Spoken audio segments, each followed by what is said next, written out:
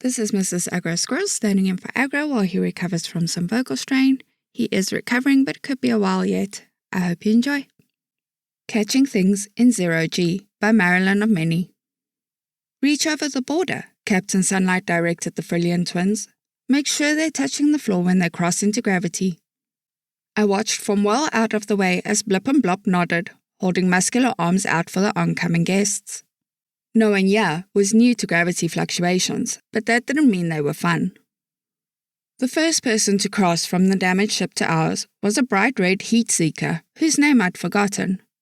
He stumbled a bit on landing, grateful for the assistance. Blip and Blop released his hands when he was stable, looking like parents helping their lizardy toddler off a swing set. Hard on his heels was Bobbert, the big grey strong arm whose name I did remember, along with his extreme and hilarious dislike for pizza, from when I talked him into trying it that one time. I'd worked briefly on that ship, before getting a more long-term position on this one. Nobody had changed since then. Bobbert was still a bigger octopus alien than the strong arms on our ship. He was surprisingly talented at navigating in 0G though. "No need," he said, waving a tentacle at the waiting hands. He launched off the wall and landed with a splat just on this side of the seam between airlocks. "Thanks though. They'll want help with the cargo. Ah, here we go." He tentacle walked over to stand near me as several other crewmates appeared at the hatch with an expensive-looking shipping crate. I couldn't tell how heavy the thing was about to be, but it was a cube about the size of a bedside table in my quarters. And it shimmered with pearlescence. Even the label on the top was embossed in gold, matching the seam around the edges. 4 different crewmates worked together to guide it oh so gently toward our ship. "What's in it?" I asked Bobbert. "Do you know?" He made a rude noise. "Clients wouldn't say, rich jerks." Captain Sunlight watched with concern. "Is it heavy? Should we get a hover sled?" "No, just don't drop it." "Right." There were far too many people involved already, so we just watched as the whole procession made their way awkwardly through the airlock. Captain Cam showed up during all this, along with the rest of their crew waiting to cross over.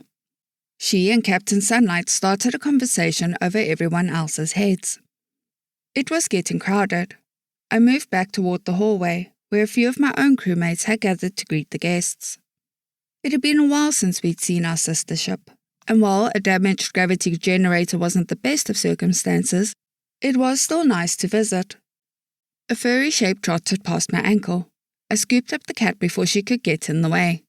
"Hang on there, Tilly. You don't want to get stepped on. I know it all smells new and interesting." Tilly ignored me, watching the proceedings with great interest. Her mismatched eyes were wide, and she didn't react when I ruffled her two-toned fur. This was more focused than new arrivals usually got. She hadn't run out of the airlock yet, but there's always a first. I kept a close eye on her. "What kind of animal is that?" Bobbert asked, looking up at the tense shape in my arms. "A cat," I said. "Humans keep them for companionship and—" Tilly was chattering, the distinct "I see prey" noise. I turned toward the hall, but too late. She launched off with a kick to my ribs and flashed toward the gravity barrier. "Tilly, no!" I exclaimed, like that had stopped any cat ever. Some crewmates looked up at me, while others jumped aside with startled noises. Blip nearly caught her, which was pretty impressive honestly, but Tilly jumped right past and into the other ship. She immediately careened toward the far wall, meowing and clawing at the air. "Sorry, I'll get her." I dodged through the crowd. "I don't know what she's going after."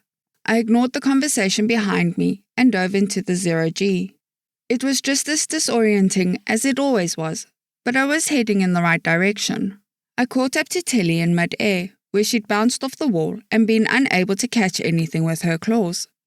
Those claws immediately tore into my sleeves, leaving more than one scratch that would probably need to get patched up. But I was busy offering comforting noises as I focused on holding her close with my arms while getting my feet into position to hit the wall. I landed gently, making sure to take it slow before pushing back off, and in that half-breath pause, I saw something skitter past. "Aha!" "What is it?" called Captain Sunlight. Something moved, I said, trying to look for it while shuffling the cat to get an arm free, and also searching for a handhold before I drifted away from the wall. I found a little hook that had probably held decorations once, and that was good enough. I clutched it tight. Tilly tried to scramble onto my shoulder. I did my best to hold her in place. The creature had disappeared. But Tilly was chattering again, looking at the ceiling. Somebody shouted about wire-eating pests. More people were coming back over the gravity barrier, a jumble of motion and urgent conversation about which tools had the best shot at catching something so fast. That's why the gravity's out. I knew it wouldn't fail suddenly. Do gravity wands work in 0G? Better to use a stun gun, just nobody shoot anyone else. What about that net in the cargo hold? We could... I tuned it all out when I spotted the thing Telly was chattering at.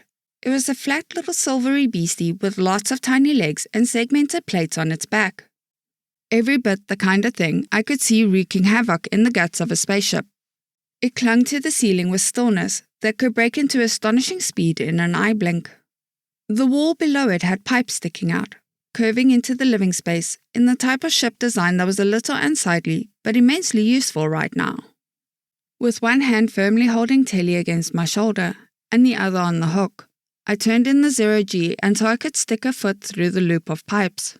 Then I used both hands to grab Telly, holding her out in front of me as I did a sit-up towards the ceiling. Get it, girl. Telly didn't disappoint. The thing saw her coming and tried to dash away, but she twisted in my grasp to launch off of my wrist in a way that was incredibly painful, but worth it. She snatched it off the ceiling and brought it to her mouth with a crunch of exoskeleton that I could hear from there. Then she dropped it, shaking her head in comical disgust as the crowd cheered. Somebody caught it easily. I caught Telly before she could fully realize she was drifting again. After that, it was just a matter of making my way back to gravity without use of my arms. I ended up crowd surfing, which wasn't my plan at all, but everyone was appreciative and eager to help. When I got my feet back under me, the first thing I did was find Eggskin the medic. Was that safe for her to bite? She doesn't usually react like that. Telly wasn't trying to jump free, busy licking a paw with vigor. Yes, I remember it from her original bioscans, Eggskin told me. Definitely on the safe list. These are a known pest with a strong flavor. They're actually a sought-after delicacy in some circles.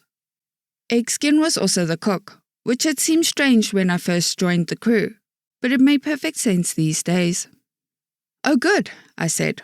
All right, Kitty, great job. I'll get you some treats to take the taste out of your mouth, okay? Captain Cam appeared at my elbow, standing on the tips of her tentacles to get a good look at Telly. Does your little predator like fish? She does, I said. Then we will be happy to reward her with some. She waved a tentacle at a maroon and teal Frillian who was carrying a mesh bag of various things. It's the least we can do after she caught the source of our woes. Thank all the stars that it's a small one, not old enough to spawn more. Hey, Captain, someone yelled. There's a gap in the seam of that expensive crate, and the bioscanner shows traces of droppings. More excellent news, Captain Cam said with an angry smile. Captain Sunlight asked, That crate has a scanner block, doesn't it? No way to scan for hitchhikers. Oh yes it does, Captain Cam confirmed. How kind of that pest to leave its droppings by the hole where we can detect and record them. They signed a waiver, right? Oh yes. When I realized that the rich jerks had set themselves up for paying to repair the gravity generator that their negligence had damaged, I broke into a grin as well. Such great news. Telly moved again, making me tighten my grip instinctively, but it was just to get at the tray of fish chunks that the Frillian was holding out. I took the tray and held it for Telly to eat from. She made some adorable happy noises. So you were about to say, Bobbert said, that humans keep these creatures for companionship, and I think I figured out the other thing. Yep, I agreed. Valuable predator services. You're bleeding a bit there. Ah, it's not the first time. Worth it. End of story.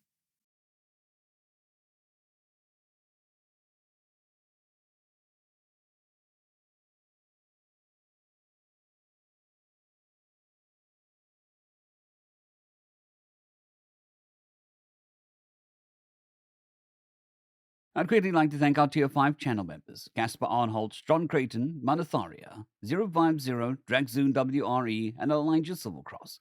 Thank you very much.